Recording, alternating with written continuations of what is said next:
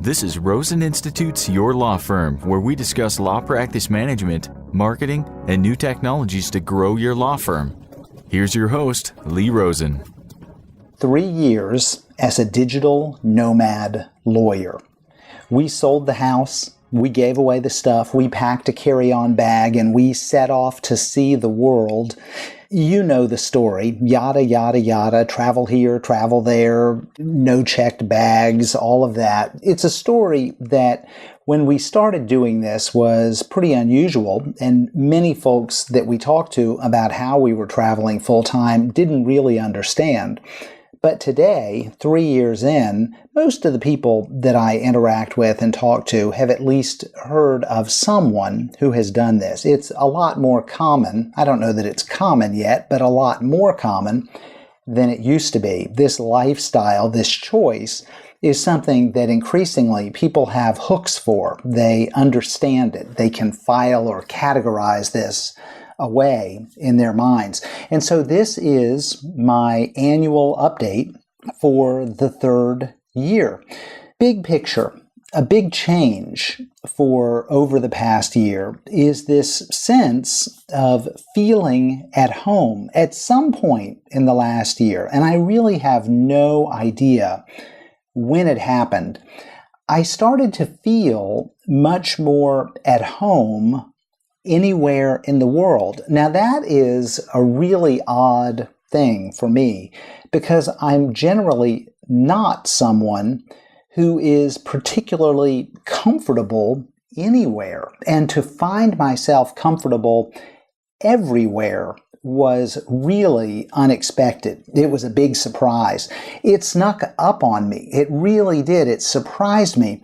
I was sitting in a coffee shop one day, expecting to feel like I always feel, just a little bit out of my element, being in this strange place where I don't know anyone or understand the rules. And it struck me that I felt like I belonged in that coffee shop. And since then, it has happened in all sorts of places, and it happens when I least expect it. I'm in Luang Prabang, Laos, and I feel at home sharing a table with a Chinese couple with whom I share no common language. This guy is slurping his eggs with his face down near the plate, and I'm sitting across from him at the table eating my toast and jam. He's drinking tea, I'm drinking coffee, where we all look at each other and smile and nod, not saying a word because we can't speak to one another without a language in common. And oddly, I'm just perfectly content sitting there in Laos. It was very weird. On another day, I was in Dahab, Egypt, and I feel perfectly comfortable and at home slapping high fives with all these kids who are following me for a block as I walk back to the apartment that we're staying in after dinner. On another day, I'm sitting outside, and this is actually inside the home of a family in Ubud, Indonesia. When I say outside, their home is basically outside. They live outdoors inside their home.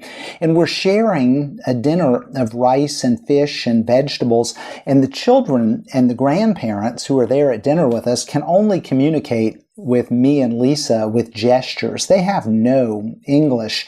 The husband has great English and his wife has some. And I find myself feeling at home, even as Lisa inadvertently sits down on a mat, which turns out to be the dinner table. I feel at home when the couple across from us stares so hard at us that I can feel their eyes on my skin. And it's not the first time that it's happened. It happens frequently that we get looked at in that way. I've just gotten accustomed to being the subject of curiosity. We smile and nod at these people and we say goodbye as we leave.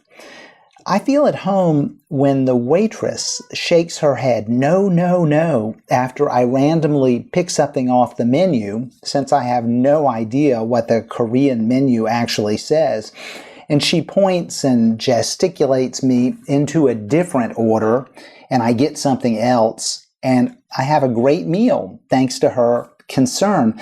I feel especially at home on the 19th day of buying a chocolate croissant from the same Croatian woman at 7 a.m. each morning when she finally lets down her stern demeanor and for the very first time after 19 days smiles like she remembers me.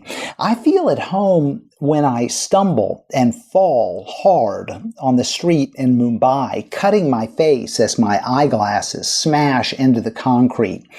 And Indian men rush over, scoop me up, dust me off, and help me get moving again toward my hotel. I feel at home as the young woman stops to help us buy subway tickets and explains the machine. And I feel at home as the young man stops to translate the closed for remodeling sign on the restaurant door and then walks with us 3 blocks away to a place that he likes and that he says will definitely have something vegetarian for my wife Lisa. I feel at home when the Vietnamese soldier with the big machine gun waves at me to move back, to go the other way, and gives me a forceful look. I feel at home confronting the Turkish taxi driver who's ripping us off and who concedes and gives us back our money. I feel at home assaulting the other tourists with conversation in the rooftop bar. They thought they were going up to have a quiet drink at the manager's happy hour. I feel at home talking to anyone and posing for pictures with locals and other tourists and hotel staff who want a record of our time together. We're always sure that we get a picture on our camera as well.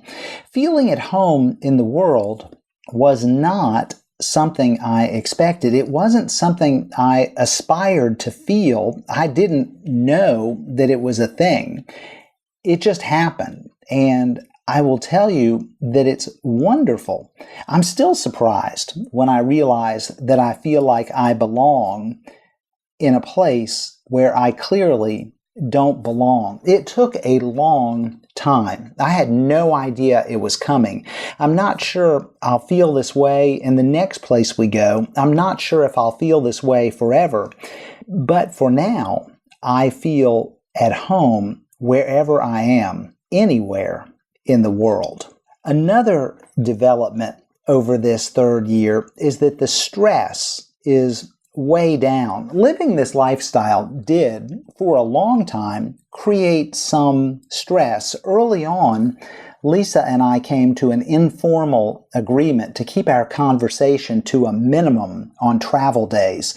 That was especially important during our packing and our departure. We knew that the less we talked, the less chance there was of an argument. Recently, though, we're talking more on travel days because neither of us is nearly as stressed as we once were during transitions. I think we both realize that things will work out even if there are unexpected glitches. The airport in Yangon, Myanmar, turned us on the stress tide.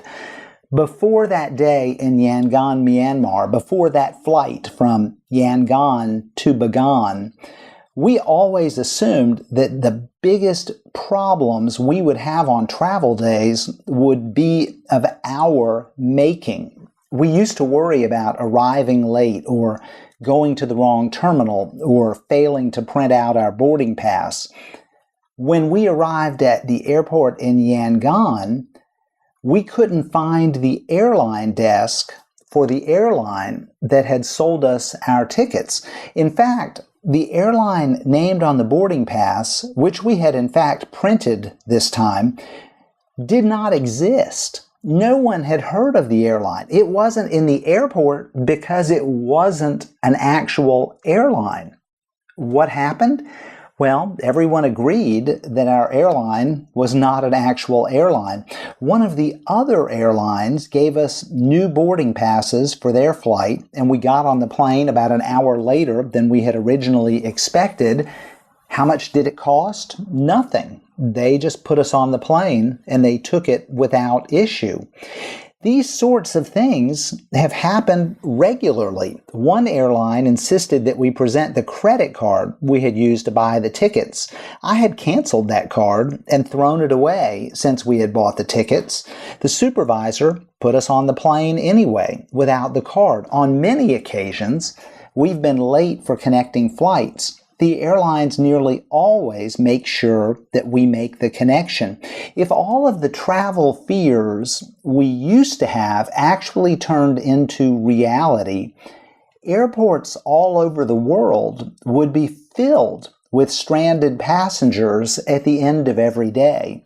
Well, the fact is they're not. Things work out most of the time for nearly everyone in the airport, and they've nearly always worked out perfectly for us. It took us a while, but we've stopped worrying about travel.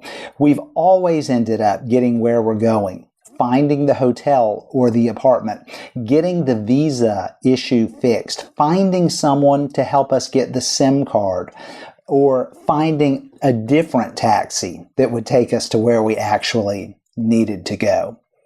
The fact of the matter is that what we do, this lifestyle, is so freaking easy that it's embarrassing sometimes. We live somewhere new every few weeks, sometimes even every few days. We work remotely. We stay in hotels and Airbnbs. This is not rocket science. It's not hard. It's not more expensive than living in your average American suburb. To be honest, being a digital nomad is ridiculously easy. A monkey could do it. Well, a monkey with a carry-on bag. We constantly have people tell us how amazing it is that we figured out how to do what we're doing. And, I love the attention and the flattery, but seriously, this is easy. It is embarrassingly easy. I get up in the morning and head to the hotel breakfast room to eat my breakfast that was included with my room. The fruit has been sliced for me. Usually there's an omelet station, and I don't have to wash the dishes. And then I find somewhere to work, a coffee shop or a co-working space, and someone comes in and cleans our hotel room while we're out. Then we have an Uber driver drive us to a late lunch in a nice restaurant, and then we go for a walk or do a tourist thing like a museum or a park. Life really couldn't be much easier. This is easy, easy, easy, and we don't deserve any credit or praise for what we're doing. I'll tell you that if this lifestyle is of interest to you, then don't put off doing it by imagining that it's challenging. The tough decisions that I used to make before we started traveling, like which HVAC system to buy when our $7,000 air conditioning unit broke, or how we were going to pay for new kitchen cabinets and countertops, those decisions have been replaced by decisions like whether we would rather be on the beach in Sri Lanka or the beach in Mozambique. These decisions today are a lot easier than the ones we used to have to make in our previous life. But our lifestyle isn't for everyone. I used to think that this lifestyle made sense for anybody. It took me a while to get out of my own head and into the heads of others on this topic. Obviously, lots of people would not like living the way we live. Lisa and I both have a high need for novelty, as well as a tolerance for uncertainty. We cope well with minimal connection to the people surrounding us. Sometimes we form relationships with the people we meet, but sometimes that doesn't happen, and it's just the two of us. Our personalities make this lifestyle work for us. Others wouldn't find it as enjoyable. They might find it unsettling or disruptive and disconcerting. This is a vacation from which one never goes home. And for many folks, the going home part is one of the best parts. I used to love getting home after a trip, and I remember that feeling very well. But now what we do, this lifestyle, is very different, and it really is not for everyone. I can see that now. We lose some things by traveling so much. We don't see our family as often as we'd like. We don't have the same community connection as we did in the past. We aren't able to rely on routine in our lives to refine the easy way to get things done. We definitely miss out on some stuff, but we're not complaining. We could settle back into a home in an instant if we made that choice. This lifestyle fits our psychology. It works for us, but it truly isn't the right choice for many other folks. Life is pluses and minuses, and every choice you make, every path you follow has its pros and cons, and this is just another choice. And it too has its pluses, but also its minuses. So since my last update, since the year 2 update, what have we done? What has been going on? We spent last summer in Europe, and we visited Hungary and Poland and Croatia and Georgia. And then when the temperature started to drop in Europe, we headed to Asia so we could warm up. And we spent time in India, Sri Lanka, Thailand, Indonesia, Malaysia, South Korea, Japan, and China, and then flew back to the U.S. for 3 weeks for visiting family and to do a little business and to have medical checkups. And now we're back in Europe. We just wrapped up a month in Montenegro, and we're now on the way to Riga, Latvia. As we move along and pass through places, life keeps happening. We're not on vacation. We're doing life on the road. And so over the last year, 3 things have marked the year in addition to the places we visited. 3 developments: 1 business, 1 family, 1 health.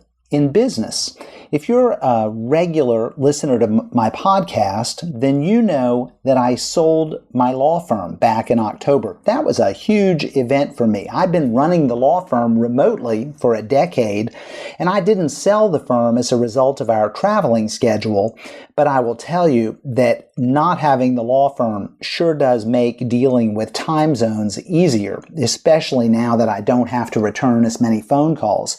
The travel really had minimal impact on the law firm, but running a law firm is stressful, and being done with that, having that behind me, is awesome. So we had that business change over the course of the last year.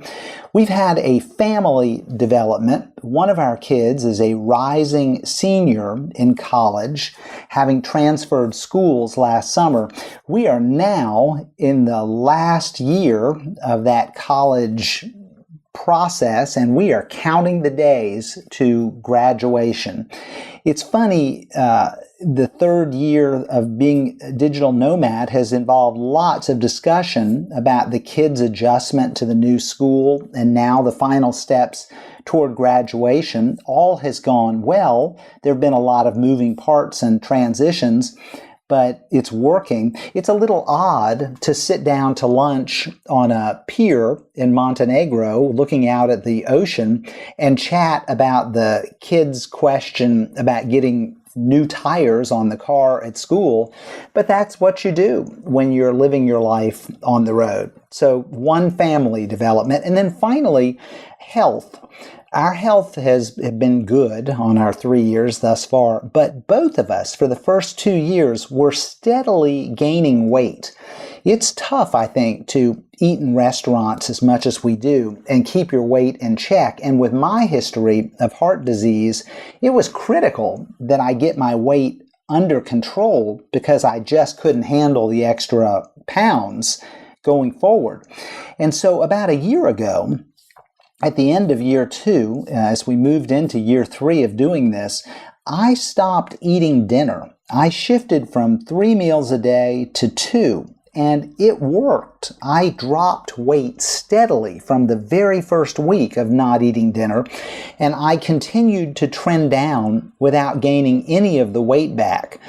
Not eating 1 meal a day apparently results in weight loss. Eating less means less weight. Who knew? But after a month of doing this, Lisa joined me on the plan, and it worked for her as well. And so for us, it's good. It's a positive health move. Our weight is now very much under control. We're enjoying 2 meals a day and keeping things in check without any trouble. Now, there is, of course, endless debate about the right way to maintain your weight. And I'm not advocating for my system. I'm no expert. But eating less food at 2 meals a day is working for us.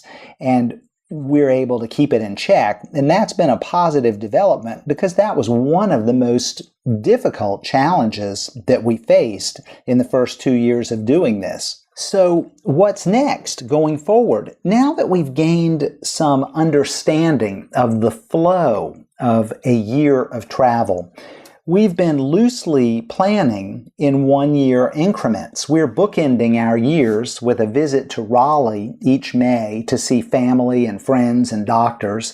And we have the entirety of the coming year generally planned and are slowly acquiring plane tickets as we have the option to use our airline points and as we see good deals. We're usually able to find the best points tickets in business class if we book 11 months in advance. So we've been doing that when we can. The coming year includes Latvia, and then we'll visit Lithuania and Norway. We're going to Russia and going to spend time in Moscow and St. Petersburg. Then we'll fly to Italy and spend some time in Rome and Sicily. And then we'll leave Europe in October to visit Beirut and Dubai and Oman before we head down to Ethiopia. And then we'll spend the rest of the year in South Africa, Namibia, Senegal, and Morocco, and then we'll head back to the U.S. for a couple of weeks in May. And hopefully while we're in the U.S., we'll be attending that college graduation. What else is next? Well, it's hard to say, as predicting the larger pattern when you're living this way is difficult. It's rarely the broad, big picture plans that I remember anyway. It's the little things that happen that stick in my mind and that change me as we move through the world. I'll never forget walking silently along the path in Auschwitz with a group of tourists. No one was speaking as we all took it all in. The only sound was the soft crunching of our shoes on the gravel as we walked toward the incinerators. Then a train whistle sounded in the distance. That was eerily unforgettable.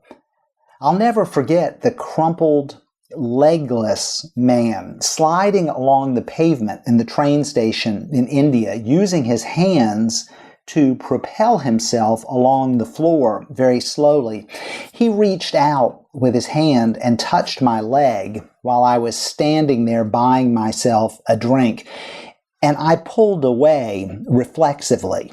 I'm still uncertain as to how to process that memory. I will never forget the music flowing up from the courtyard below our apartment in Tbilisi as the Georgian men harmonized their polyphonic singing a cappella. It felt as if the sound drifted through our window like smoke. It lifted us up as we peered down through the glass, listening as they sang late into the night. So what's next? Well, we'll have to wait and see what's next, because something unexpected is likely to happen, and we'll be ready to take it on and to take it in and to enjoy it when it comes. Year 4 is underway, and we are all in. Until next time, I'm Lee Rosen. Thanks for listening to Your Law Firm. For more information on how you can take your law practice to the next level, visit roseninstitute.com. You can also subscribe on iTunes. Follow Lee Rosen on Twitter at Lee Rosen.